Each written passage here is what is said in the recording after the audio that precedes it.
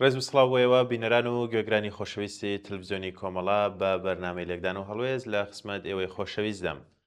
ئازیزان چەند بابەتێکمان ئامادەیە و بۆ ئێوەی دەخوێنمەوە. بابەت یەکەمیشمان بەناونیشانی نەخۆشخانەی بەخشین یان ئایدۆلۆژیا خانەی ئیسلامی سیاسی. ئەم بابەتە لەلایەن نیاز سەعید عەلیەوە ئامادەکراوە. یەکێک لە ماناو ڕەهەندەکانی ناوی ئەم نەخۆشخانەیە بریتیە لە بەخشینەوەی ژیان و گیان بە نەخۆشەکان بە تایبەتی نەخۆشە هەژار و لێقەوماوەکان.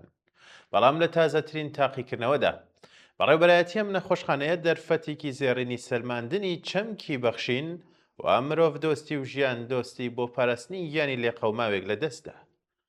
بەداخەوە بەڕێوەبەرایەتی ئەم نەخۆشخانەیە ئایدۆلۆژیای کردە پێوەر بۆ لە سنگەی پرۆژە ئایدۆلۆژیا و سیاسیەکانەوە.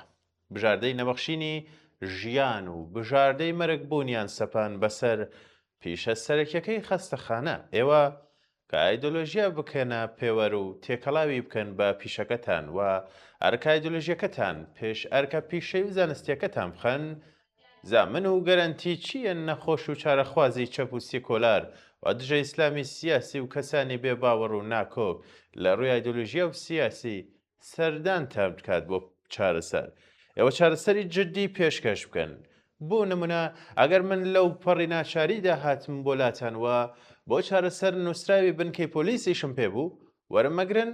ئەگەر وەریشتان گرتم با پێوەری ئایدۆلۆژیای مامەڵەم لەگەڵ ناکەن یان لەگەڵ ئەکەن، یان بە پێوەری مرۆڤایەتی بزانستی. ئەم وتارە بە هیچ شێوەیەک بۆ بامەنجگرتنی پزیشک و کارمەندە دڵسۆز و بەڕێزەکانی ئەم خەستەخانەیە نییە، چونکە ئەوەی کە بەرامبەر بەو کچە بریندارەی ڕۆژهەڵات کراوە ئەوان لێی بێبەرین و بەرپرسیار نین. ئەوەی ڕوویداوە بەرۆکی بەڕێوەبەرایەتی خەستەخانەکە ئەگرێتەوە. ئەو پاسەوەش هیچ ڕاستی لۆژیکی تیان نییە کە لە بەرنابوونی نووسراوی بنکەی پۆلیس ئەو کچە بریندارە وەرنەگیراوە. ئەگەر مەبەستان بواە وەرتان نەگرت و داواتان لە هەواڵەکان یەکرد بچن نووسراوی پۆلیس بهێنن، چونکە چارەخوازی لەو جۆرە ژیان و مردنی لە ململانێدایە و کار لە بەرژەوەندی نییە. بەریای ئیسلامی سیاسی کوردی هەر لە سەرەتاکانەوە شکۆمەندی یاسا و سیستەم و ڕێنمایەکانی دەسەڵاتی دادوەری و فەرمانڕەواییان لە بەرچاو بگرتایە کە هەزاران نمونە و بەڵگەی زۆری کاری نایاسایی ئەوان و زۆرینەی سەرکردایەتیەکانیانم لەلا هەیە. بریا هەگبەی هەموو ڕابردووی ئیسلامی سیاسی پڕاوپڕ بووە لە ڕێزگرتن لە سەروەری یاسا و چش لەم خەستەخانەیە ئەو پێشەلکاریە یاسایەی بکردایە و ئەو بریندارەی نەبەخشیایە بە مەرگ.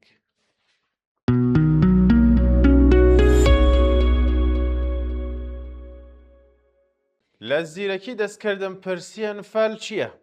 ئەمە ناونیشانی بابەتێکمانە کە بەم جۆرە دەست پێ دەکات. لە زیرەکی دەستکردم پرسی ئەنفال چییە؟ بەم شێوەیە وەڵامی دامە و کام بابەتە لە هاوڵاتیەوە وەرگیراوە. شاڵاوەکانی ئەنفال بە یەکێک لە تاریکترین و خوێناویترین لاپەڕەکانی مێژووی گەلی کورد و مرۆڤایەتیدا دەنرێت. ئەمە زنجیرە پرۆستەیەکی جینۆسایدی ڕێکخراو بوو کە ڕژێمی پێشووی عێراق لە ساڵی 1970دا دژی هاوڵاتیانی سڤیلی کوردستان ئەنجامیدا. قۆناغەکانی ئەنفال ئەم چاوانە لە 8 قۆناغی یەک لە دوای یەک پێگاتە بوو کە لە ناوچەی سەرقەڵای دۆڵی جافایەتیە و دەستی پێکرد و تەواوی ناوچەکانی گەرمیان قەرەداغ دۆڵی خۆشناوەتی بادینان و چەندین ناوچەی تری گرتەوە. ئامانجی سەرەکیەم پرۆسەیە تەنها لێدانی هێزی پێشمەرگە نەبوو، بەڵکو سڕینەوەی ناسنامەی نەتەوەی و تێکدانی ژێرخانی کۆمەڵایەتی و ئابووری گوندەواری کوردستان بوو. ئامار و زیانەکان ئەنجامە مرۆیی و مادیەکانی ئەم پرۆسەیە کارەساتبار بوون. بێسەر و شوێنکردن زیاتر لە 182,000 مرۆڤی بێتاون کە ژن منداڵ و پەکەوتەشیان تێدا بوو بەرەو بیابانەکانی باشووری عێراق بردران و لەوێ بە کۆمەڵ زیندە بەچاڵکران. وێرانکاریەکانیش پتر لە 4500 گوند بە تەواوی ڕووخێنران و تەختی زەوی کران. ژینگەیی کانی کارێز و ڕەز و باخی گوندەکان لەناوبران و بۆ ئەوەی ژیان لەو ناوچەنەدا نەمێنێت و ڕەهەندی یاسایی و نێودەوڵەتی ئەنفال تەنها کۆمەڵکوژیەکی سادە نەبوو، بەڵکو بەپێی پێوەرە نێودەوڵەتیەکان هەموو مەرجەکانی جینۆسایدی تێدایە، چونکە بەمەبەست و پلان بۆ لەناوبردنی گروپێکی نەتەوەی دیاریکرا و ئەنجام دراوە. دوای ساڵی 2023 زایانی دادگای باڵای تاوانەکان عێراق ئەم کەیسەی وەک جینۆساید و تاوانی دژ بە مرۆڤایەتی ناسان. ئەمڕۆ نفال وەک برینێکی خوڵەیە دەوەرینەتەوەی کووردا ماوەتەوە و هەموو ساڵێک لە 14 نیساندا یادی قوربانیانی ئەم کارە ساتە دەکرێتەوە بۆ ئەوەی ڕێگری بکرێت لە دووبارە بوونەوەی هاوشێوەی ئەم تاوانانە لە دژی مرۆڤایەتی.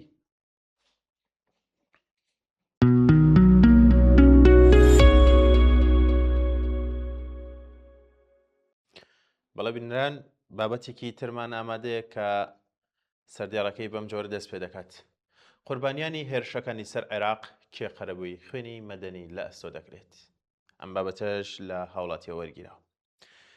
لەگەڵ ڕاگەیاندنی ئاگربەستی نێوان ئەمریکا و ئێران وەردەوەردە دۆخی ئاسایشی عێراق و هەرێم ڕوو لە ئاسایی بوونەوە دەکات. بەڵام پەرسیە و قوربانیانە دێتە پێشەوە کە لە ئەنجامی هێرشی گروپە چەکدارەکاندا شەهید و بریندار بوون یان زیانی مادیان لێکەوتووە. لە 40 ڕۆژی شەڕدا بە پاساوی هێرش بۆ سەر بازگە و پەیوەندیەکانی ئەمریکا لە عێراق و هەرێم ژمارەیەکی زۆر هاوڵاتی مەدەنی بوونە قوربانی. جگەلەوەش چەندین خان و مڵکی هاوڵاتیان وێران بوون. هەرچەندە تا ئێستا ئامارێکی فەرمی لەسەر ژمارەی قوربانیەکان نییە، بەڵام بە پێی ئامارە سەرەتایەکانی وەزارەتی تەندروستی عێراق زیاتر لە 50 کوژرا و بریندار هەن کە زۆرینەشیان لە هەرێمی کوردستان، بەغداد، ئەنبار و بەسرن. ناڕوونیەکە بە تەنها لە ڕاگەیاندنی ژمارەی قوربانیەکاندا نییە، بەڵکو بێدەنگی حکوومەتی فیدراڵە لە ئاسقەرەبووکردنەوەی زیان لێکەوتوان. لە 28 شوباتەوە تا ڕۆژی 7 نیسان هەرێمی کوردستان بە 698 درۆن و موشک هێرشی کراوەتە سەر. بەهۆیەشەوە لانی کەم حەڤە کەس گیانیان لەدەستدا و 92 کەسیش بریندار بوون. بەوەش لە دوای ئیسرائیل لە پلەی دووەم داهاتووە کە زۆرترین قوربانی جەنگی داوە. بەڵام حکوومەتی عێراق جگەل لە ئیدانەکردن هیچ ئامادەیەکی بۆ قەرەبووکردنەوەیان نیشان نەداوە. چالاکوانانی بواری مافەکانی مرۆڤیش دەڵێن مامەڵەکردن لەگەڵ قوربانیان پێویستی بە میکانیزمێکی ڕوون و خێرا هەیە، وەک بوونی ئامارێکی ورد لەگەڵ دیاریکردنی بەرپرسیارەتی و دواتریش قەرەبووکردنەوەیان. بەڵام ئەم بێدەنگیەی ئێستای حکوومەتی عێراق پرسەکە بەرەو ئاڵۆزبوونی زیاتر دەبات. نادیاری هەنگاوەکانی حکوومەتی فیدراڵ کە لێنی متمانە لە نێوان هاوڵاتیان و حکوومەت فراوانتر دەکات، بە تایبەتی قوربانیان کە هەست دەکەنەوەن لە دەرەوەی کارەکانی دەوڵەتن. بەو پێی هیچ ئاماژەیەک نییە بۆ ئەوەی حکوومەت جوڵەیەکی کردبێت بۆ چارەسەرکردنی کێشەکەیان. ئەزمونەکانی ڕابردوو دەریان خستووە دواخستنی چارەسەرکردنی دۆستی قوربانیان دەبێتە هۆی کەڵەکە بوونی قەیرانە کۆمەڵایەتی و دەرونیەکان کە دواتر ئەستەمە چارەسەر بکرێن.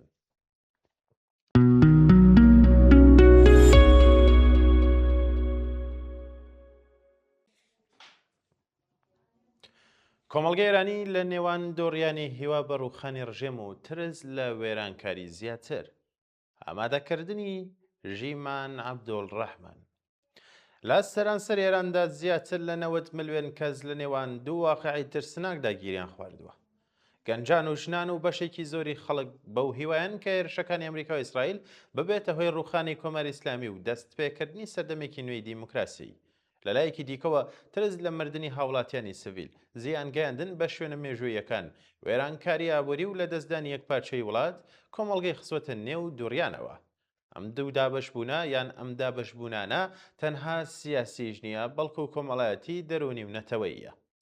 هیوای ڕووخان لە ناڕەزایەتیەوە بۆ چاوەڕوانی دەرەکی لە کانونی یەکەمی 2025 زایانیدا ناڕەزایەتیە گەورەکان بەهۆی دابەزینی بەهای تمەنی ئێرانی $1 واتای $1 ئەمریکی بەرامبەر بە ملیۆنێک و 25 تمەن بوو. گرانبوونی نرخی بەهای خۆراک بەڕژەی لە 150 و بێکاری گەنجان دەستی پێکرد و ئەم ناڕەزایەتیانەش لە تەرانەوە بۆ 31 پارێزگای درێژەی کێشاوە دروشمی مەرگ بۆ دیکتاتۆر بوو بە نیشانەی ڕەتکردنەوەی تەواوی ڕژیم. دوای کوشتنی خامنەیش بەشێک لە ئێرانیەکان هێرشەکانی ئەمریکا و ئیسرائیلیان وەک دەرفەتێک بۆ لاوازکردن یان تەنانەت ڕووخاندنی کۆمەری ئیسلامی تەماشا کرد. دۆناڵد ترامپ سەرۆکی ئەمریکا تا ئەو شوێنەی کە داوای لەگەڵ ئێران کرد دەست بەسەر حکوومەتەکەدا بگرن و هۆشداریشیدا لەوەی کە ڕەنگە بۆ چەندینەوە لێدانێکی باشتر دەرفەتێک بۆ گۆڕینی ڕژێم بەدەست نەهێنن. لە ئێستاشدا لەگەڵ پەرەسەندنی ململانەکان کە ئێستا گەیشتوتە هەفتەی چوارەمی خۆی لەگەڵ لێدانی شوێنە مەدەنیەکان لە سەرانی ئێران ژیانی ڕۆژانە تا دێت ناجێگیر دەبێت کەچی ڕژێمی ئێرانیش هێشتا لە شوێنی خۆیدایە. هیوای سەرەتایی زۆرێک لە نێرانی ڕژێمیش بە گومان و ماندوێتی و ترس جێگەی گرتوێتەوە. ترس لا وێرانکاری زیاتر مردن و لە ناوبردننی شووناسینەتەوەی دوای چەند هەفتەیەک لە شەڕ. هیوای ئێرانیەکان بۆ گۆڕانکاری گۆڕدرا بۆ ترس. هێرشەکان گەیشتنە شوێنە مەدەنیەکان، شوێنە مێژوویەکان، چلستون لە ئیسفەهان، کۆشک و مۆزەخانەی گوڵستان لە تاران، زیانگەیاندن بە میراتی کللتوری پەرسپۆلیس یەزد کە کاردانەوەی توندی دروست کرد. کارگەیشتوت بەوەی دەستبژێری هاوڵاتیانی ئاسایش ترسیان لە دەستدانی ناسنامەی ئێرانی هەیە و لە ناوخۆ خەڵک زیاتر ماڵەکانیان بۆتە پەناگا بۆیان و ئینتەرنێت قەدەغەکرا و ژیان ڕۆژانە قورس بووە. زۆر کەس دەڵێن ڕژێم هێشتا بە پێوەستاوە بەڵام وڵاتەکەمان وێران دەبێت. یەکێک لە دانیشتوانی تاران کە بەهۆی نیگەرانیە ئەمنیەکانەوە پێی باش بوو ناوی نەهێنرێت بە کەناڵی و DW وتووە سەرڕای ئەم هەموو وێرانکاریە حکومەت هێشتا وەستا و ئەوەش بووەتە هۆی ئەوەی کە گریمانە سەرەتاییەکان سەبارەت بە ئەنجامی شەڕەکە جێگەی ناومێدی و نیگەرانی ببەخشن. ئێرانیەکان ترسیان لە سەرهەڵدانی شەڕی ناوخۆ و دابەشبوونی وڵات لە نێوان کەمەنەتەوەیەکان هەیە. دابەشبوونی دیاسپۆراش دوو جیهانی جیاواز. دیاسپۆرای ئێرانی قوڵترین دابەشبوونی بەخۆ بینی. باشێکیان بە تایبەت پادشایی خوازەکان پشگیری تەواوێن لە هێرشەکان کرد و داوایان لە ڕەزا پەهلەوی کرد بگەڕێتەوە. بەشێکی دیکە ترسیان لە وێرانکاری بێسنوور هەیە و دەڵێن بۆم دیموکراسی ناهێنێت تەنها ماڵوێرانی دروست دەکات. ئەم دابەشبوونانش یان ئەم دابەشبوونێکیان ئێرانیەکان لە دەرەوە بڵین لە نێوان هیوا و ترسدان کە ژنان لە پێشەنگی ناڕزایەتیەکانەوە بۆ ترسی قوڵ لە گۆڕینی ڕژیم ئەتوانم بڵێم ڕژیم ژنان لە ئێران بە دروشمی ژنژیان ئازادی لە سەرەتای ناڕزایەتیەکانی ساڵی 2022 زایانیشدا کە لە کوشتنی ژینە ئەمینیەوە دەستی پێکرد تا خۆ پیشاندانەکانی کۆتایی ساڵی 2025 ڕۆڵی سەرەکیان هەبوو. بەڵام ئێستا لە نێوان هیوای قوڵ بە ئازادی و ترسی گەورە لە ئەنجامی گۆڕانی ڕژیمدان و زۆرێکیش لە ژنانی ئێران دەتەرسن گۆڕینی ڕژێم بێتە هۆی شەڕی ناوخۆیی. دابەشبوونی وڵات یان گەڕانەوە بۆ دۆخێکی خراپتر کە بەم جۆرەیە. نەسرین نەمی ژنە چەلاکوانێکی کورد لە لێدوانێکدا بە ڕۆژنامەی گاردیانی بەریتانی وتووە ئێمە لە ژێر دەستی دەسەڵاتێکی زۆر مەترسیداردا دەژین کە دەکرێت هەمومان زیانمان بەربکەوێت. بەڵام ترسم هەیە گۆڕانکاری بێتە هۆی دروستبوونی دیکتاتۆرێکی نوێ یان هەڵگیرسانی شەڕی ناوخۆ. بەشێک لە ژنان بە تایبەتی ژنانی دیاسپۆرا هیوایان بە ڕووخانی ڕژیم هەیە. بەڵام بەشێک لە ژنانی ناوخۆی ئێران دەترسن گۆڕانکاری بێپلان بێتە هۆی وێرانکاری زیاتر. ئەوان لە پێشەوەی ناڕزایەتیەکاندان و زۆرترین قوربانی دەدەن و ترسیان لە دروستبوونی شەڕی ناوخۆ هەیە. کەمەنەتەوەیەکانی ئێران بەو هیوایان لاوەزبوونی ڕژێم دەرفەتێک بێ بۆ فیدرالیزم، مافی زمان و کللتور و کۆتایی هێنان بەستەمکاری ئابووری و نەتەوەیی. بەڵام دەترسن لەوەی شەڕ ببێتە هۆی وێرانکاری زیاتر، شەڕی ناوخۆ بەکارهێنانیان وەک ئامڕاز لەلایەن ئەمریکا و ئیسرائیلەوە. ڕۆژنامەی واشنتۆن پۆستی ئەمریکی لە بابەتێکدا دەڵێت پشتیوانی لە کوردەکان دەتوانێت مەترسی دابەشبوونی وڵات زیاتر بکات، بەڵام بەبێ بەشداریان گۆڕانکاریمان مانای نابێت. میدیا جیهانیەکان پێیان وایە کورد و بەلوچ دەتوانن ڕۆڵێکی دیار بگێڕن لە لاوەزکردنی ڕژیم، بەڵام ئەمە مەترسێکی گەورە لەگەڵدایە و بۆ ئاشتی و سەقامگیری ناوچەکە. بەشێک لە شارەزایان پێیان وایە بۆم تەنها ڕژیم لاوەز دەکات، بەڵام دیموکراسی تەنها لە ڕێگەی خەباتی ناوخۆیی و یەکگرتنی کۆمەڵگەی ئێرانی کە ئێستا لە قۆناغێکی مێژوویدایە. وێنەی سووتانی باڵەخانەکان و ژێرخانی وێران و ئاسمانی پڕ لە دووکەڵ بووەتە هۆی گۆڕانکاری لە چۆنیەتی سیرکردنی مەلملانیەکان. ئێستا کەمتر سەرنج دەخرێتە سەر ئەوەی کە ئایا ئەو شەڕە ڕەنگە کۆماری ئیسلامی لاوەز بکات یاخودنا. زیاتر لەسەر ئەوەیە کە شەڕەکە تا چەند دەخایەنەوە خەڵکی سڤیلی ئێران چەند دەبێت بەرگەی مەرگ و ماڵوێرانی بگرن. ئێرانیەکان لە نێوان دوو بەرداشدان. زۆرێک لە ئێرانیەکان کە هیوایان خواستە بوو کە شەڕەکە ڕژێم بڕوخێنێت، ئێستا بۆیان دەردەکەوێت کە وێرانکاری زۆر خێراتر لە گۆڕانکاری سیاسی بڵاو دەبێتەوە. بەڵێ بینەران و گوێگرانی خۆشەویست، ئەمەش بابەتەکانی ئەم جارەی بەرنامەی لێکدانەوە هەڵوێز بوو کە بۆ ئێوەی خۆشەویستمان ئامادەکرد بوو. هیوادارم بەدڵی هەموو لایەکتان بوو بێ و سپاسی هەموو لایەکتانەکەم کە تاوەکو کۆتایی ئەم بەرنامەیە جارێکی تر لەگەڵمان نابوون. تاوەکو بەرنامەیەکی تر کات و ساتێکی باش بۆ هەموو لایەکتان.